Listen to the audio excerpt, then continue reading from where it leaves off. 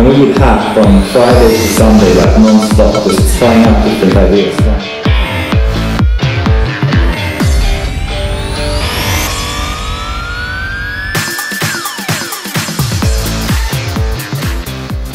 Welcome, Nicole.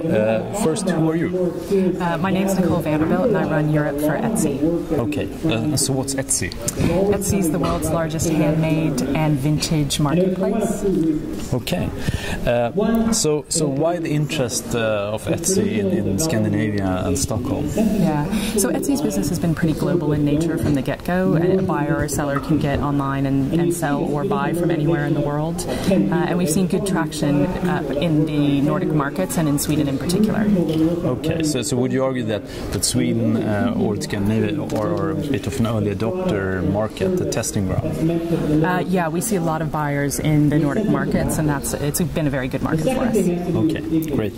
So would you say that an ethical, social stance in a company is a better growth engine than the traditional growth engines? What's your take on that? Right. I don't know if it's a question of either or, but certainly the fact that our community believe in what we're doing and we believe in what we're doing means that our sellers feel much more connected to the platform, much more loyal to the platform, and I think much more likely to recommend it to their friends.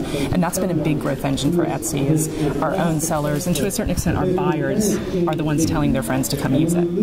Is it also easier for you to recruit people when you have that social stance? That's an excellent point, absolutely. I've never had an easier time recruiting in my whole career than the last 8 months at Etsy. Okay, great. So now the three game change question we always ask, and the first one is, why are you personally so passionate about startups? Yeah, I think it took me a little while to get to the point of being in the startup world, because I struggled with how to be in the business world and yet have an impact. Yeah. And I think startups are this great way to do this, not only because of what startups themselves are often trying to do, they're ambitious, they're bold, but also your own role within a smaller company is so much more gratifying than being a little piece of a very big machine. Yeah, I totally agree. So the second question is, what's the best way to kill a perfectly good startup? I think attract the wrong kind of people. I think the team is really important. You need people who are high energy, very committed, adaptable, who aren't going to hold on to what they were doing yesterday, that are willing to let that go and move on to the next thing. And that's hard to test for. It's hard to find. It's hard to craft a methodology that gets you those people every time. So get the great team.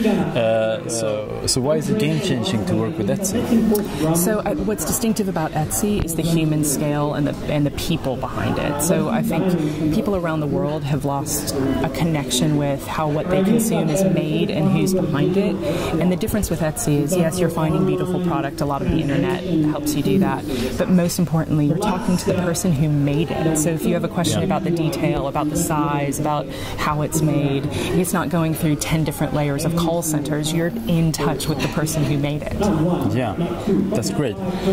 Nicole, thank you so much for your time. Thank you. Thank you.